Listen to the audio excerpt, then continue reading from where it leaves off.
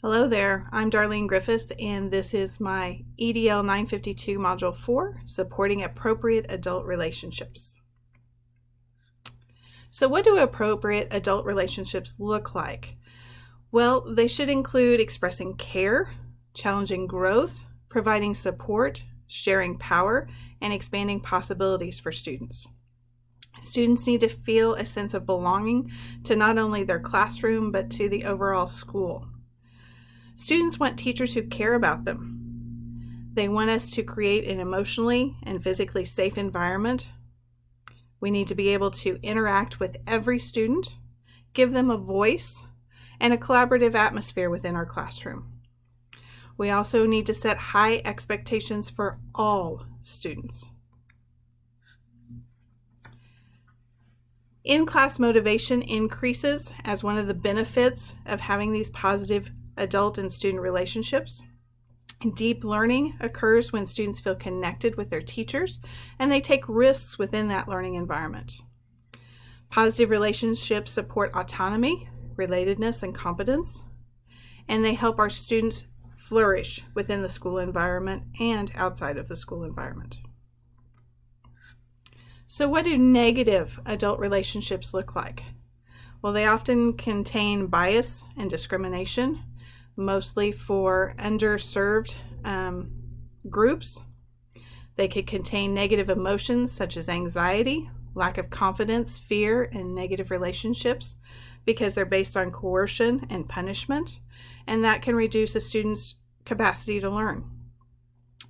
Some students, when they feel that their teachers think that they are less intelligent or discipline them more harshly than their peers or ridicule or insult them in front of others, they definitely feel that that is not a positive place for them. Also for teachers, when there are those negative relationships in the classroom, there is evidence of frustration, irritability, and anger toward that student or even toward the whole class. So here's some methods on how to integrate positive relationships into our everyday interactions with students. Relationship building must be done with an equity lens, one that supports positive racial, cultural, and ethnic identity. It has to be done intentionally with the needs of the students in mind. We have to provide time, space, and occasions to interact with the students, especially those that are less engaged. Small groups is one of the ways that we can do that. In my school, we have mentor or advisory time for our high school students where they meet with their teachers once a week to talk about not only school-related things, but their mental health and their well-being. One-on-one meetings. The teacher sometimes has one-on-one meetings with those students.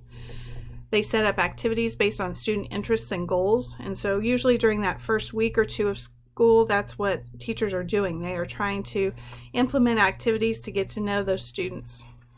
They could use check-in forms throughout the year, mood meter, or zones of regulation. Some teachers even use Flipgrid to have the students share their feelings, record how they're feeling, and make sure as adults that we always follow up with students who mention that they are struggling, and build into our day activities that let us get to know our students. So we need to teach social skills and coping strategies. We need to model empathy, respect, and compassion. Those calming strategies are essential not only for the younger students but also for the older students when they get frustrated. We need to teach them how to resolve conflicts not only with their peers but with adults as well. And part of that is setting up effective routines. The students know what to expect and there's no surprises.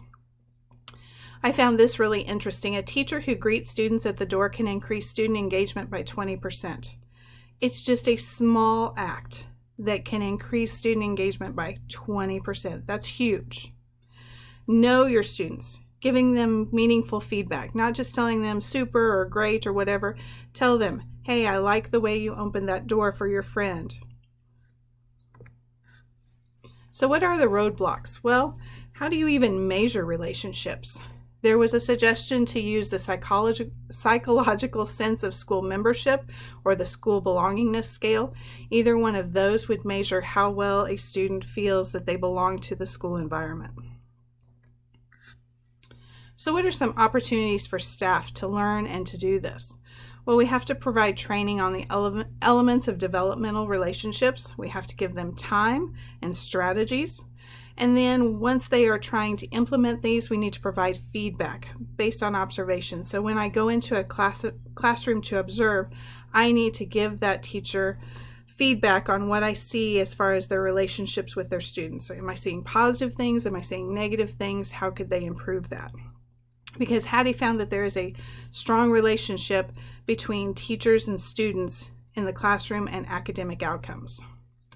So we need to challenge students, encourage their ideas.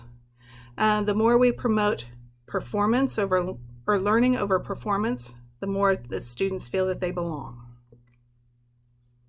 Teach younger children about positive, healthy friendships, how to recognize an unhealthy relationship, types of bullying, and how to resolve conflict. For our older students, we need to teach them about consent and respecting the boundaries of others, as well as sexual relationships and their overall health, both mentally and physically. We need to use data to set goals, advocate for parental involvement, involve the students in the process, and set clear expectations. And here are my references. Thank you so much for listening.